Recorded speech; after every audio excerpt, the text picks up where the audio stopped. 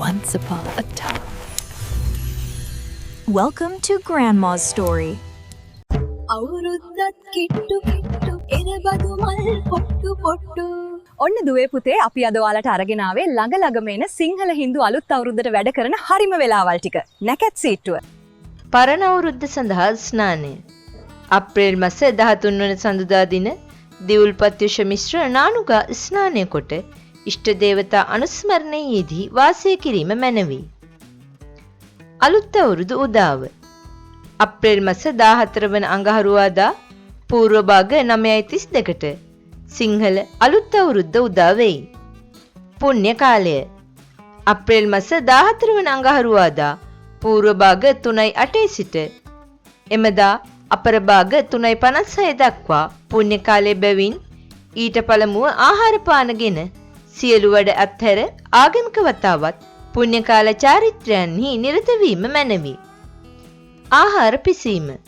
අප්‍රේල් මාස 14 වන අඟහරුවාදා පූර්ව භාග 10:51ට රක්ත වර්ණ වස්ත්‍රාභරණයෙන් සැරසී දකුණු දිශාව බලා ලිප් බැඳ ගිනි මොලවා කිරිබතක්ද කැවිලි වර්ගයක්ද දී කිරි සහ විලඳද පිළියෙල කර ගැනීම මැනවි. වැඩ ඇල්ලීම ගනුදෙනු කිරීම හා ආහාර අනුභවය. අප්‍රේල් මාස 14 වන අඟහරුවාදා අපර භාග 12:06ට රක්ත වර්ණ වස්ත්‍රාභරණයෙන් සැරසී දකුණු දිශාව බලා සියලු වැඩ අල්ලා ගනුදෙනු කොට ආහාර අනුභව කිරීම මැනවි. හිස තෙල් ගෑම. අප්‍රේල් මාස 15 වන බදාදා පූර්ව භාග 6:55ට පච්ච වර්ණ හෙවත් කොළ පැහැති වස්ත්‍රාභරණයෙන් සැරසී නැගෙනහිර දිශාව බලා හිසට කොහොඹ පද්ද, පයට කොළොන් පද්ද තබා කොහොඹ පත්‍යුෂ මිශ්‍ර නානුගා තෙල්ගා ස්නානය කිරීම මැනවි. හදිසි රාජකාරී සඳහා පිටත්ව යාම. අප්‍රේල් මාස 17 වන සිකුරාදා පූර්ව භාග 5:38ට රන්වන් පැහැති වස්ත්‍රාභරණයෙන් සැරසී දීකිරි මිශ්‍ර කිරිබතක්ද හෙළමෝරුද උඳ මිශ්‍ර කැවිලි වර්ගයක්ද අනුභව කර උතුරු දිශාව බලා පිටත්ව යාම මැනවි. රැකී ආරක්ෂා සඳහා පිටත්ව යාම.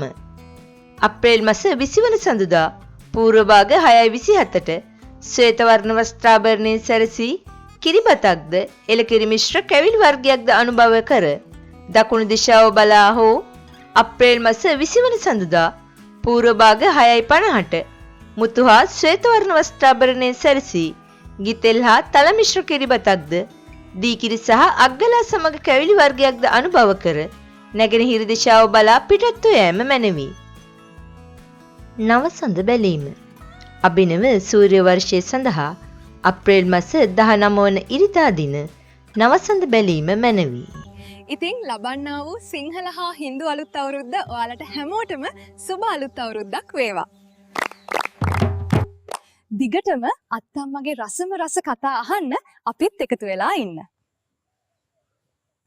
Thank you for watching Grandma's Story. See you again with another magical tale.